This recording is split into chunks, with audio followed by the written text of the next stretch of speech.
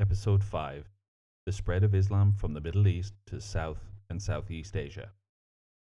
Question 1. What were the logistical limitations that contributed to the steady fragmentation of the Abbasid Empire almost from its founding? A series of complicating factors account for the steady fragmentation of the Abbasid domains, which accelerated in the 11th and 12th centuries CE. The most critical were the logistical limitations that every pre-industrial state had to contend with, and few were able to surmount. Overland travel was at best only possible by horse or camel, and was littered with challenges that included distance, weather, difficult terrain, and assaults by bandits and locals. Support for merchant caravans, pilgrims, or royal emissaries required levels of planning and resources that were rarely feasible. Supplying armies on the march was exponentially more difficult. Communication between government centers and outlying regions often took days, if not weeks. Naval expeditions required large and expensive fleets in order to be effective. Finally, and perhaps most significantly, the Abbasids had to contend with the hostility and resistance that was pervasive throughout the complex mixture of ethnic and religious groups that comprised their empire. Question 2. What role did the mercenary forces used in the early Abbasid dynastic struggles play in the ongoing history of the Abbasid Empire? The Abbasid Empire was plagued almost since its founding by ruthless and bloody struggles to control the caliphate. These clashes were magnified by the resort to brute force on the part of rival mercenary armies made up of slaves recruited by the would-be rulers. Unsurprisingly, these well-armed slaves became a locus of power and influence in their own right. For example, in the 9th century, they murdered a reigning caliph and placed one of his sons on the throne. In the next decades, 4 more caliphs were assassinated or poisoned by mercenary forces. From this time on, the leaders of the slave armies were often the true power behind the Abbasid throne, and were major players in the recurring maneuvers for control of the court and capital.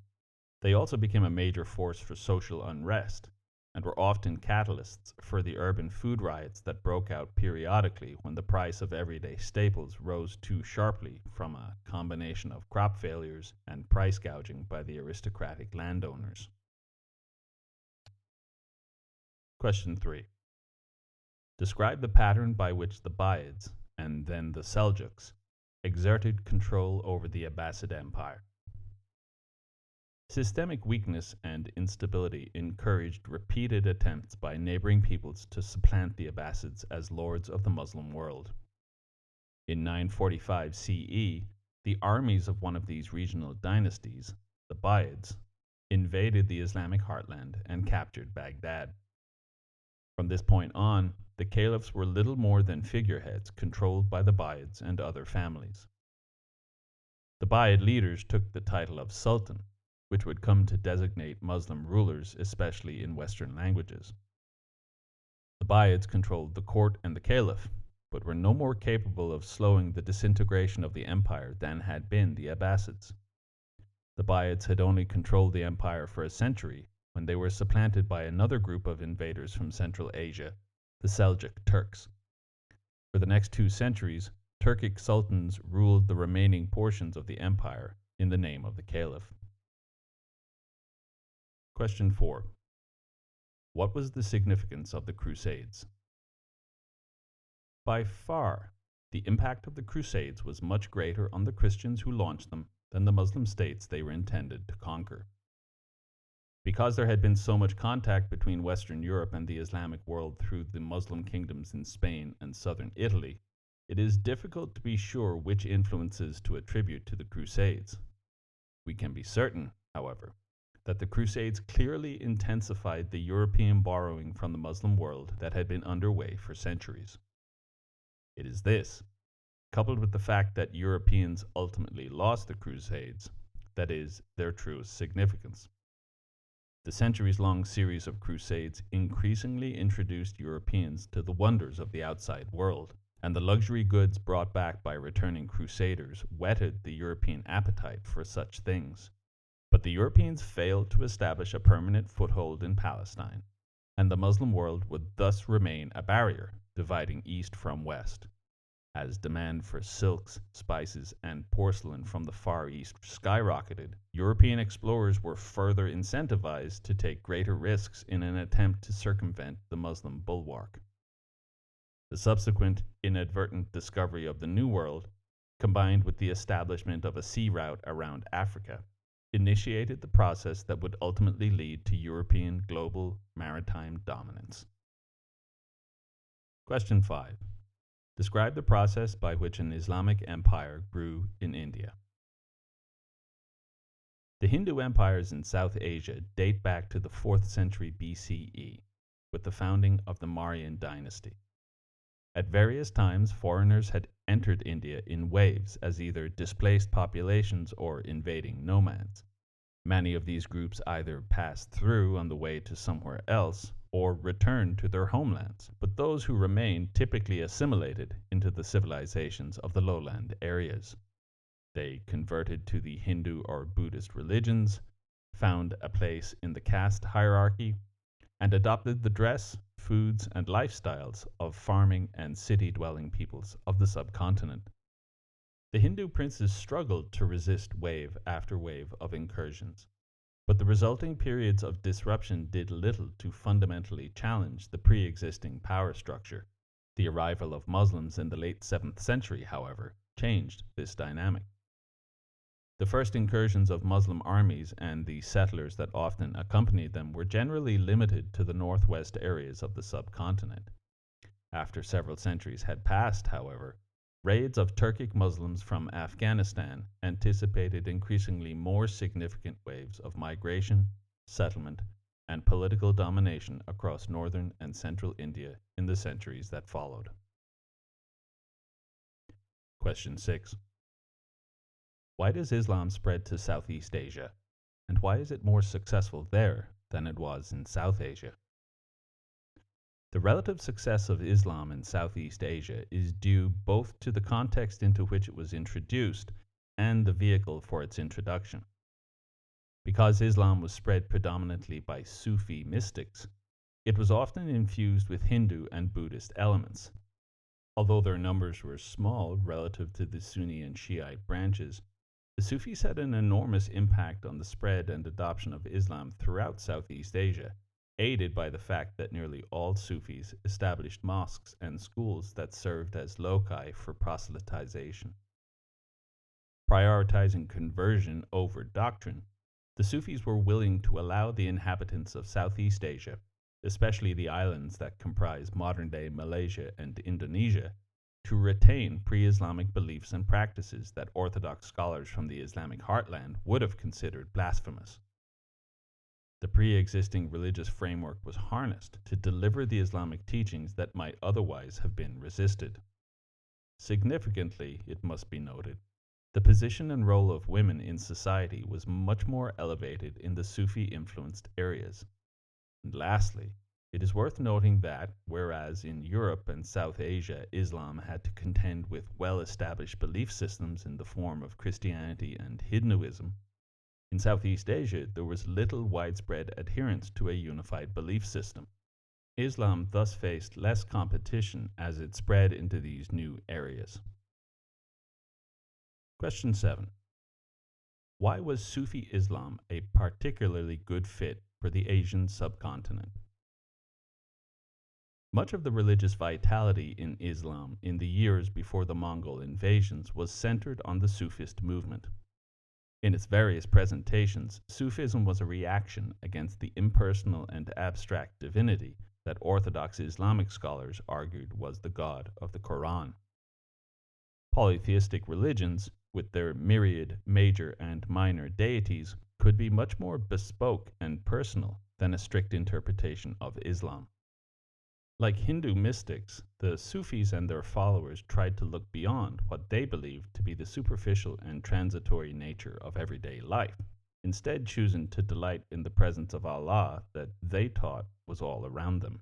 It is not difficult to identify the influence of animist beliefs here. Even within Sufism, there was a wide range of interpretations. Sufis were at different times and places military leaders, teachers, healers, magicians, and more. The sheer variety of the presentations of nonetheless doctrinally consistent teachings meant that Sufi Islam could adapt to the preferences of Southeast Asian communities without losing its core identity. Question 8. What is the connection between social class and patterns of conversion to Islam in India? The new waves of Muslim migrants meant that the peoples of India encountered for the first time a civilization as sophisticated as their own. They were also faced with a religious system that was in many ways diametrically opposed to the core tenets of Hinduism. Hinduism was open, tolerant, and inclusive of widely varying forms of religious devotion, from idol worship to meditation. Islam, on the other hand, was doctrinaire and proselytized, insisting on acceptance of an exclusively monotheistic divine order. Importantly, however, Islam was socially egalitarian, insisting that all members of the Muslim community were equals in the sight of Allah. In sharp contrast, Hinduism served to validate an inequitable and rigidly defined social hierarchy, the caste system. Hinduism had developed over the millennia as fairer-skinned Aryan peoples invaded South Asia from Central Asia. The nature of the Hindu religion emphasized the acceptance of one's current life, no matter how deplorable, as a necessary precursor to a better life upon reincarnation. Essentially, Hinduism developed to bolster a racist socio-political minority rule system. Hinduism was thus more religiously flexible but socially inequitable, whereas Islam was doctrinally inflexible but socially progressive. Islam was thus attractive to peoples outside of the traditional South Asian power structure and was, in turn, a threat to the traditional social elites. Question 9. What is the balance a religion has to strike between doctrine and flexibility in order for it to be popular with potential converts, without losing its true identity? What threat could accommodation pose to a religion? During the early years of the Muslim influx, the Hindus were convinced that, like so many of the people who had entered the subcontinent in the preceding millennia, the Muslims would soon be absorbed by the superior religions and more sophisticated cultures of India. They had good reason to believe this. Hindus were the backbone of the bureaucracies of the subcontinental Muslim states, and Muslim princes adopted practices that were Hindu-inspired and contrary to Quranic teachings. There was always the danger that accommodation could go too far, that in an attempt to win converts, Islamic practices would become so watered down and remolded that they would no longer represent the teachings of Muhammad. This danger was the impetus behind periodic movements for purification and revival that had been a notable feature of nearly all Islamic societies, especially those on the periphery of the Islamic world. But even these movements, built on the insistence that the Muslim faith had been corrupted by alien ideas and practices, invariably served the socio-political needs of those communities more so than they were an expression of genuine devotion. Question 10. What do we call the numerals we use in the West today? How is this an illustration of world history? Though the impact of Islam on the Indian subcontinent prior to the establishment of the Mughal Empire was limited, the Arab presence nonetheless served as a conduit for cultural exchange. Islamic and Hindu societies alike were each enriched by the scientific and artistic achievements of the other. Of particular importance was Indian scientific learning, which rivaled the Greeks as the most advanced in the ancient world. Hindu mathematicians and astronomers traveled to Baghdad during the Abbasid era.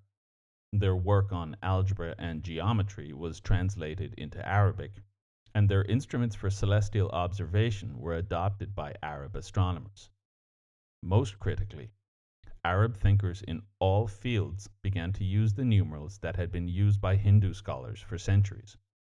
Because these numbers were introduced to Europeans through contact with the Arab world, they are today called Arabic numerals, despite their South Asian origin. This reveals, amongst other things, a very Eurocentric view of history. This spread and adoption of knowledge and culture across three separate civilizations illustrates the essence of world history.